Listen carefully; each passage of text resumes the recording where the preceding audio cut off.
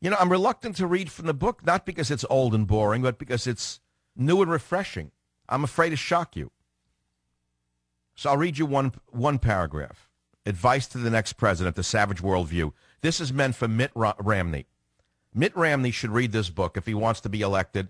Mitt Romney needs to read this book, and he needs to go on some conservative shows, not on the Savage Nation because he's not welcome here. I don't want him on the show. So you can write that down. I don't want Mitt Romney on the Savage Nation. I don't need another double talker. Yes, I'm going to vote for him. I don't want him on the show. Let him go on some lesser shows. I really don't care. But this is a book that will give Mitt Romney the ammunition he needs to perhaps show some spine and some fire. I'm going to read you something that you may not know. Obama's economic policies have caused such an enormous rise in the price of the necessities of life that his administration has removed energy and food prices from its financial analysis in order to avoid telling the American people just how bad inflation is. Did you know that? Did you know that the inflation rate that you're reading about is false? Because the Obama administration removed energy and food costs from the financial analysis. Because if they were put back in, the inflation rate would be closer to 15 to 18%. Number two, the U.S. Navy, page 2, our primary military force in the 21st century, has the smallest number of ships we have had since the end of World War I. Now, Mitt Romney quoted that line, by the way. I'm proud to tell you that one of his speechmeisters stole it from me, but that's good. In 1918, our Navy was comprised of 774 ships. It's down to fewer than 300 today.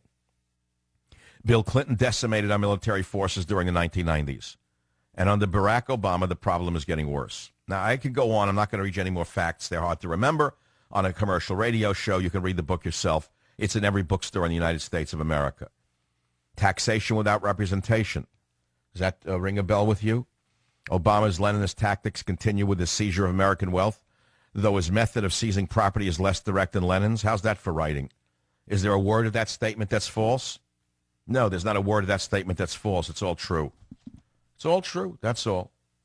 Which is why Rush doesn't talk about the book. Which is why Fox News won't have me on the show, because it's all true. That's even though I defended Big Brother. In Trickle-Down Tyranny, I actually go to bat and defend Big Brother Murdoch. And yet Murdoch, through his stooge, the leprechaun, uses his shillelagh to make certain that nobody ever mentions Michael Savage. I could care less.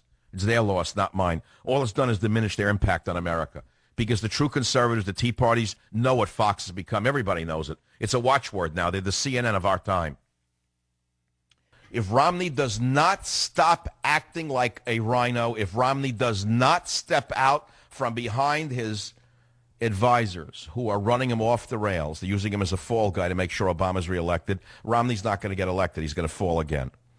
Now, I told you yesterday in the show that I heard from a person I respect who sort of has his ear to the ground with both parties. He knows everybody pretty high up in the food chain. And he told me that the Republicans have implicated to him they want to lose, they don't want Romney to win, that they do much better when they have someone to point their fingers at, someone like a Democrat president named Obama. And they actually are working against Romney behind his back to undermine him by advising him to toe the line and stay to the middle course. And Romney apparently doesn't even understand what's being done to him. Apparently no one around Romney who he trusts is telling him the truth about his own Praetorian guard who is stabbing him in the back. They're all Brutuses. I've been trying to tell Romney for over 6 months now that his advisors are the very same advisors who shafted McCain. They're running the same exact campaign as McCain ran. You mark my words. As I'm standing here, within a month, Romney comes out and says he's in favor of amnesty for illegal aliens or in favor of the DREAM Act. You wait and see. Watch. That'll be the last blow for him. That'll be the last blow. Maybe Ann could come out in the hijab at one of the hearings to say that we love Muslims. I mean, that could be the next one they could recommend that he does. Lugar defeated an Indiana primary. It's a terrible warning to Romney that if he doesn't get out of the center and start moving to the right, he's finished. And we're going to have Obama. And no matter what we say or do, trickle-down tyranny, it could sell 1 million copies. It won't stop what's going to happen to this country. Look how we've degenerated. I mean, rock and roll used to have lyrics. It was about love. It was elevating women to putting women on a pedestal. Look what they've done to the music and to women and the family, all under the guise of multiculturalism and fairness. Take a look at your country, fool. Take a look at who's dancing in the White House. Take a look at who Obama invites in there and turns it into a degenerate cesspool. Everywhere you turn around, another cesspool occurs in the East Room. But you're not allowed to see it. That's not broadcast by the stooges on ABC, CBS, and NBC. The Pravdaites, the Izvestaites. You're not allowed to see the bums that he invites into the White House. The lowest anti-American vermin. I'll be right back before I really say something I regret.